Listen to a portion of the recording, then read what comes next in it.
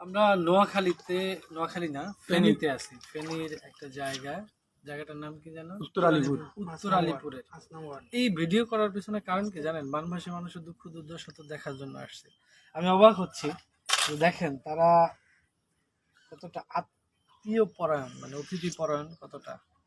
আমরা অনেকদিন যাবৎ কাজ করছি, যেখানেই যাই তাদের থাকার অবস্থা নেই, খাওয়ার অবস্থা নেই, ত্রাণ সহায়তা দিক মানুষ চেয়ে থাকে।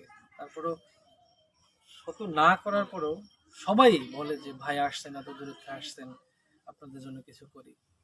মানে আমরা বাঙালিরা যে কতটা মেহমানদারিতে কতটা এক্সপার্ট, এই ফেনী আসলে আপনারা সেটা বুঝবেন।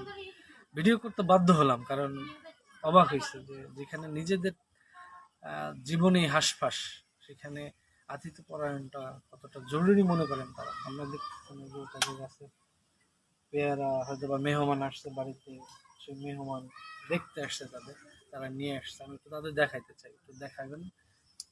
এই মানুষগুলোর দিকে আমরা তাকিয়ে হা করে চেয়ে থাকি, যে মানুষগুলো যেখানে কোমর পর্যন্ত, গলা পর্যন্ত পানি, অনেক বাড়ি ঘরে পানি নামে নাই, উঠতে পারে নাই, সেখান থেকে বৈশা তারা কিভাবে চিন্তা করে যে আরেকজন আসলো, তারে আতিথেয়তা করতে হবে।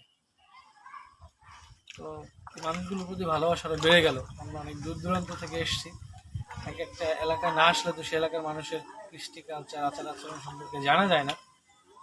তো ভালো লাগলো।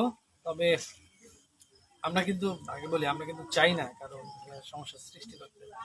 তো ভিডিও করতে বাধ্য হলাম যে তাদের আচার আচরণ এতটা অমায়িক, এতটা আত্মীয়তা, এতটা ভালোবাসার। তাদেরকে অতি দ্রুত, আল্লাহ তাআলা অতি দ্রুত এই দুর্যোগ থেকে বের হয়ে আসার তৌফিক দিক, এটাই আমাদের পক্ষ থেকে দোয়া। ভালো থাকবেন।